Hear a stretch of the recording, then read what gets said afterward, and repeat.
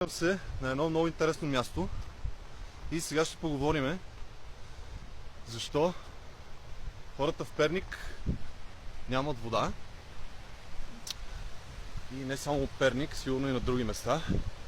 Намираме се на Витоша и това е Владайската река. Ето това е Владайската река. Идва отгоре, от Черни връх. И ето така би трябва да изглежда една река.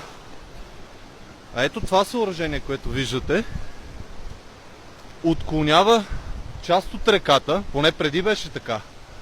Само един шлеп беше отворен. Шлеп ли, как се казва това? И този канал отива към язовир Студена. Ето от тук надолу, през Кладница и към язовир Студена. И това съоръжение е тук от години. Не знам защо еврейските макерета по медиите говорят за това, сякаш това е нещо ново. Просто сега са отворили всичките шлепове, както виждате са 3 и от 3 места и общо взето са обезводнили Владайската река. Владайската река трябва да продължава надолу. Погледнете тези престъпници какво са направили. Приятели, скоро значи всеки човек в България трябва да разбере, че ние се намираме под еврейско робство. Брутално еврейско робство от 1944 година насам. Как се поробява един род, който има безкрайно злато и безкрайна вода, която е дори лечебна.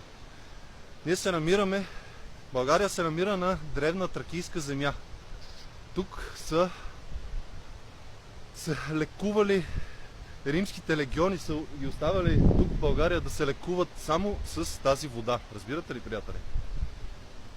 В днешно време обаче, понеже сме под еврейско робство и чрез долни схеми се отнемат или се придобиват под частен път такива съоръжения.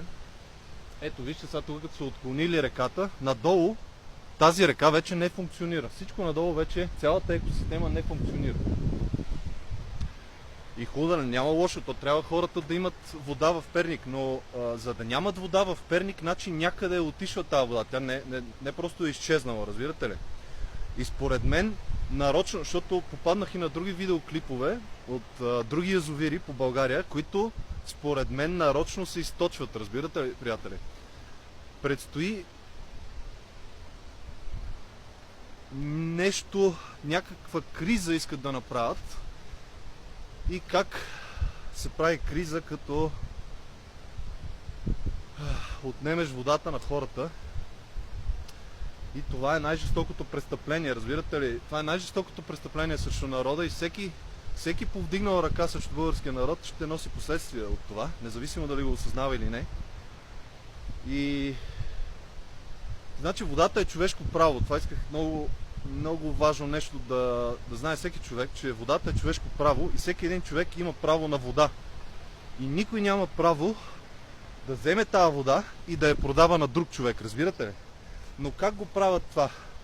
Как фирмите, например Софийска вода, която само така се казва, тя не е нито софийска, нито фирмата е българска, тя е част от Veolia, която е една голяма еврейска корпорация, която целта е да завзема водоизточници по цяла Европа, а сигурно и не само по цяла Европа, и на други места. Но важното в случая е, водата е човешко право. Тези фирми, Софийска вода, те нямат право да ти продават вода. А защо плащаме сметка тогава? Ние плащаме пренос на вода, разбирате ли? Това е фатката, това е схемата. Примерно, фирмите, които продават бутилирани води, те не ти продават вода, те ти продават пластмасово шише, вътре пълно с вода. Разбирате ли? Всичко е законно. Просто с леки вратички се заобикалят тези неща.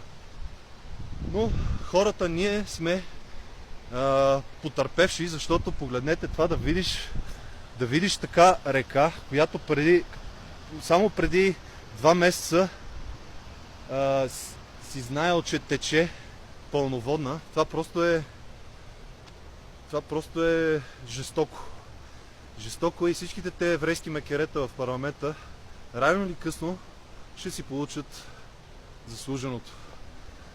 Това беше от мен за днес. Благодаря ви и до следващия път.